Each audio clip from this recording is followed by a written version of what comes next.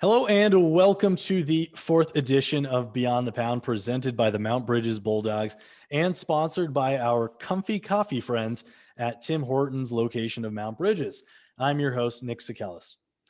I am very honored to have such a well-storied guest with me here on the other side of the screen. This individual has been involved with the game at various levels, with humble beginnings during the 1970s. He would go on to work within organizations such as Lambeth Minor Hockey, the Lambeth Lancers Jr D team, Mount Brydges Jr D, and later Junior C, the Strathroy Rockets, London Nationals, St. Thomas Stars, and so much more. A valued member of the hockey community and an OHA Crystal Puck winner.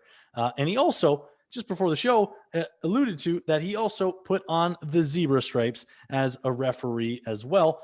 Thank you very much for taking the time to speak with me here today, and welcome to Beyond the Pound, John Simmons. Thank you for joining me, John. Hey, how you doing, Nick? Not too bad. It's really nice to have you onto the show. You come very well advertised from President Andy Freya.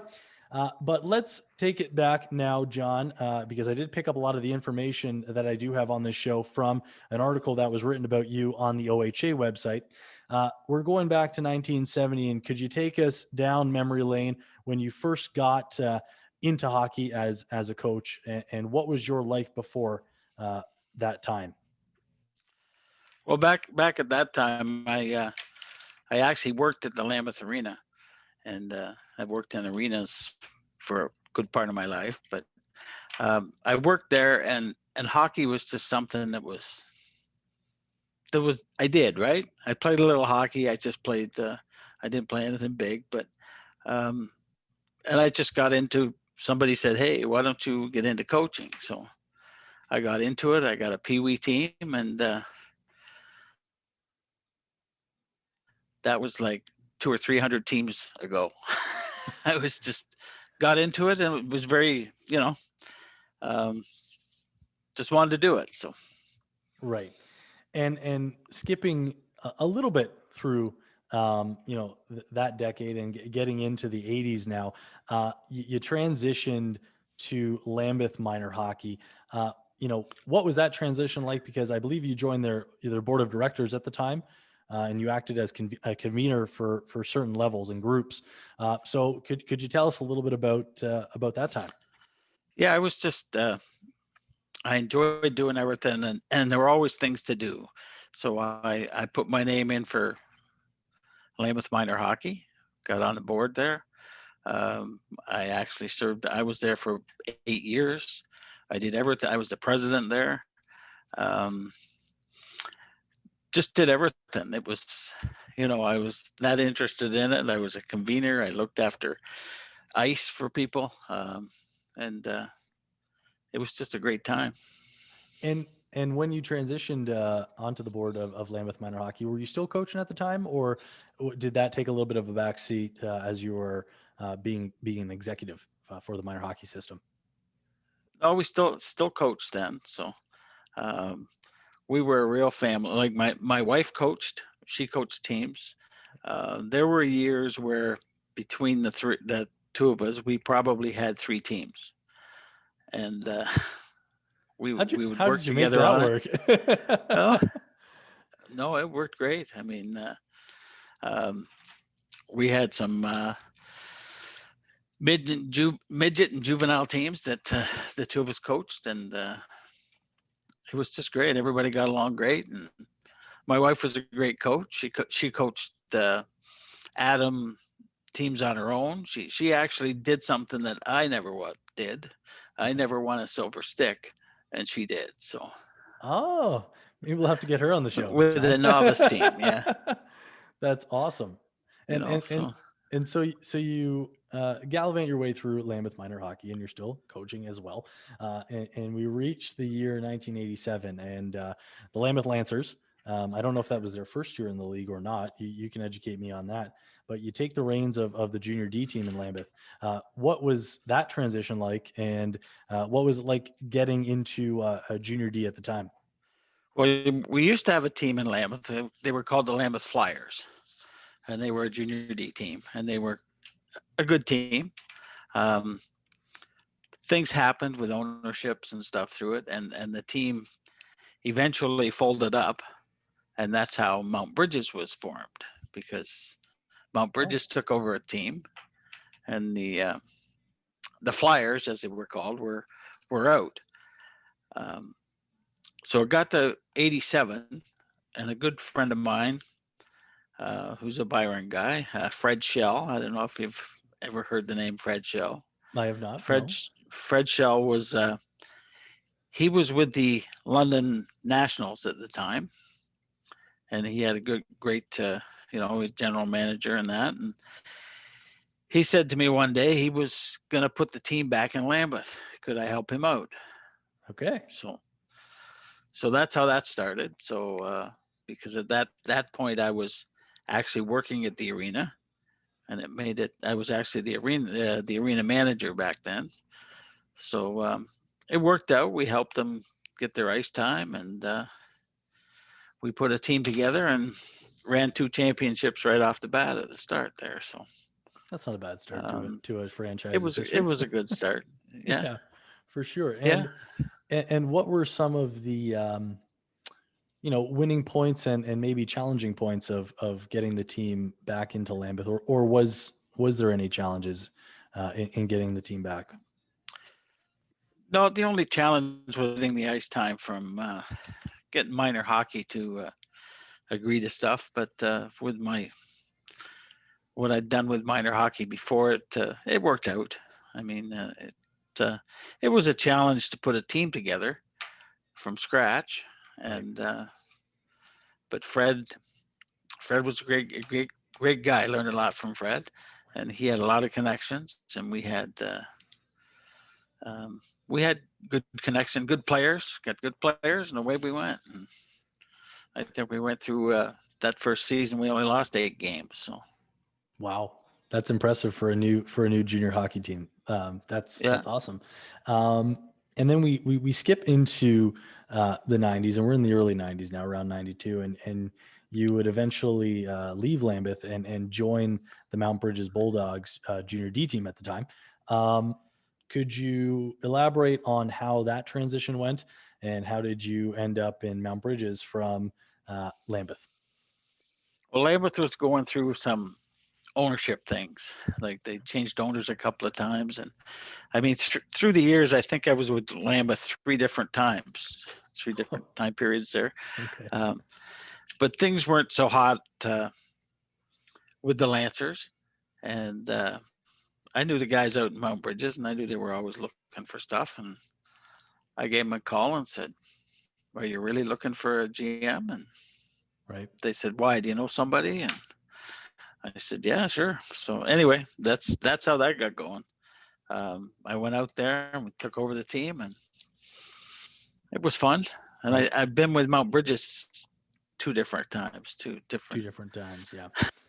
Yeah. And you were with them as well as I guess the league would have been transitioning from the junior D loop into the junior C loop. That was later on. But when I first went, that was true junior D. I mean, that was a different kind of hockey, different kind of players, and the junior C is now. So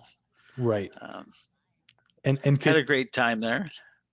And could you speak on that, because you've got you mentioned during the pre-game that you do kind of tend to keep a little bit of tabs on the junior hockey, especially around the London area. What kind of changes have you seen? Because you've been able to go back and recall times of junior D, and now the loop has leveled up into junior C. What are some of those differences that you've seen between that hockey and maybe some of this hockey? Well, junior D was more like the little towns, little farm guys. Yes. And it was real bash 'em, crash 'em hockey, Right. Like, it was nothing to see 2 or 3 fights in a game. I mean, now you can go to a junior C game and you don't see anything like that anymore. It was just different kind of, it was definitely fun hockey. Fun. Oh, definitely. No dull moments. I mean, I'm sure. things happened back then that just don't happen anymore in hockey. Like Right. like So, I so mean, you, I can go back to um, we used to have a real rivalry with Alvinston, okay. and things used to get real crazy. You probably don't even know where Alvinston is, but anyway. Uh, I'm aware of where it is. yeah. Okay.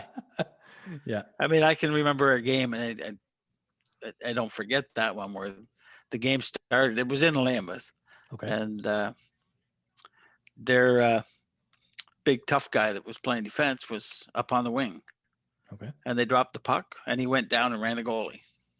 That was it. He just ran him right through the net, banged him into the end boards, and that's what you did. You had to get your point across, I guess, and that's Right. they were telling us, "Look out, boys, we're coming for you." So Right. little things like that. So Just little that's nuances of the that's the game. way it was, old time hockey. Yeah, for sure. Definitely. You know. Yeah, definitely a different time for sure in the grand scheme of hockey. And you stay at Mount Brydges for a couple of seasons there, and then from what I got from the OHA article on you, during the 1996 season, you transition actually into the Junior B Loop with the Strathroy Rockets.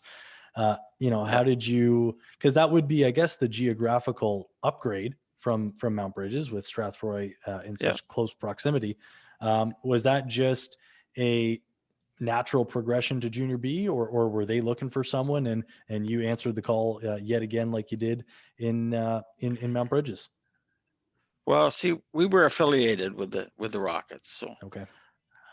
we were doing players for them, and they had a guy that had just taken the team back there by the name of Pat Stapleton. I'm sure you've heard of Pat Stapleton.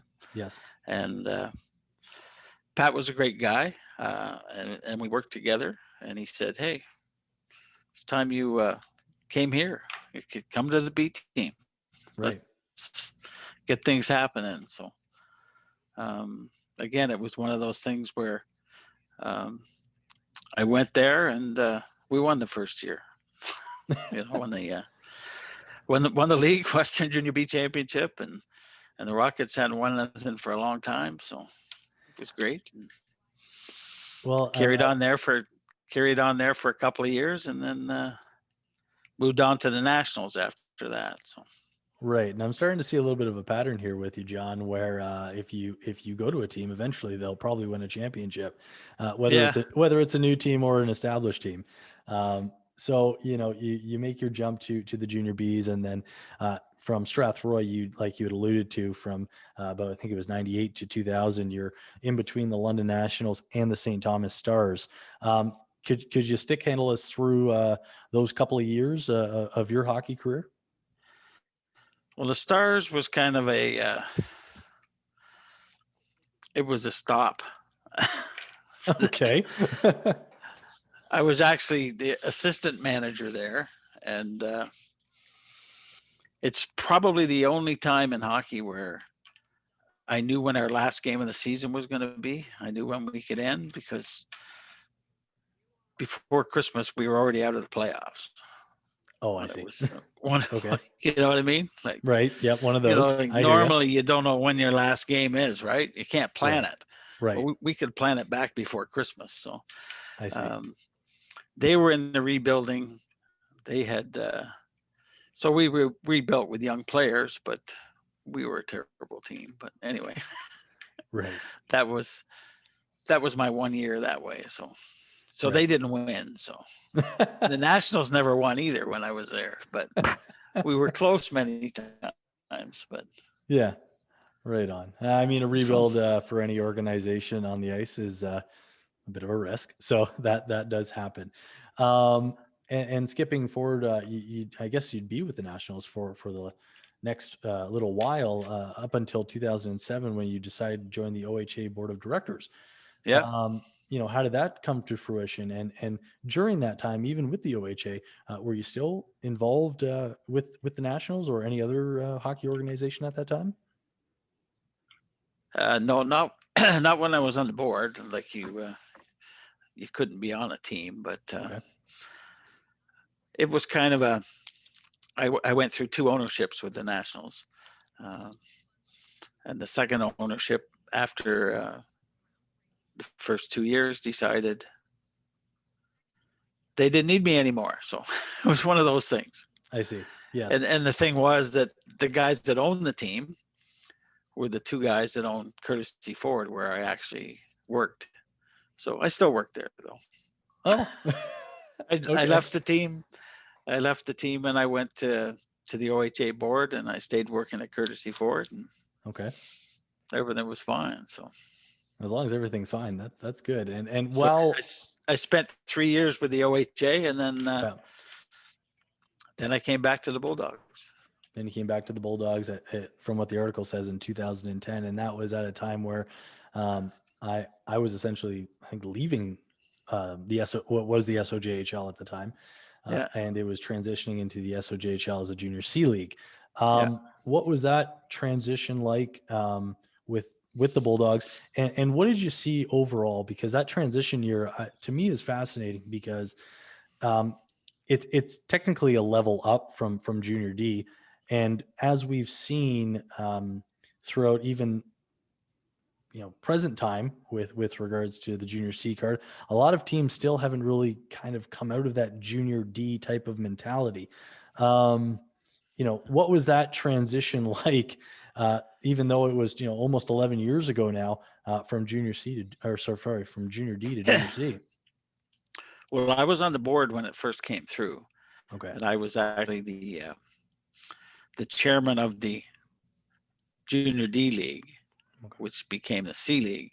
So I had a lot to do with that, especially at the board level, because they were the guys we were trying to. There were some teams that were still living back in the 80s that were still playing at that point, Okay. and they were the ones that were tough to get through, but it all worked out. Right. It was a fun thing, and it put us on a level, because our problem was, if in junior D, if you got a decent player, Okay. the junior C's can just take him from you. I see. Even though we used to say we're basically the same level, but yet there's an open day. They like our player. They just call him when the season's over, and bang, he's gone. Okay, so there was no real strict regulations in place with regards to that player being the property of that team, because that junior C team could eventually just come in and swoop him up. Is that Yep. They can talk to him. They do whatever they want. Just like it's that way all the way down. I mean, sure? even now, you got the tier 2A teams. Right. They can just take B teams players. Right. The Bs can take the Cs, and Yep. everything's. So the Ds were just at the bottom, and Mhm. every time we got a decent player, They'd be gone. a C team would go after them, right? So, Right. I mean, it's different if it's a B team doing it, but the C team. So that's why the league was very upset with stuff like that. And I see. that's why the transition. Okay, and that transition happens at around the 2010 mark, and then in 2014, you're awarded the Crystal Puck by the OHA. How did that come about? And I know they had a little ceremony for you in Lambeth at Lambeth Arena, which now that I know the history of you in Lambeth Arena, that seems quite fitting. So, how did that come about, and what can you recall from that amazing night? Well, that's it's an award they started probably 10 years ago or some more anyway. And you never knew. The chairman of the board would set a committee, and they would pick a person. Okay. Or sometimes there were 2 or 3 in a year. So I was sitting at the annual meeting, and that's when they announced this stuff. And of course, I'm sitting there, and they're going through, and then they said, now the Crystal Puck Award winners this year, and bang, my name was there, right? So that's the first I'd heard of it. So it was nice to get. And then they set it up. They say, you tell us where you're going to have it presented to you, and we're coming to present it. Okay.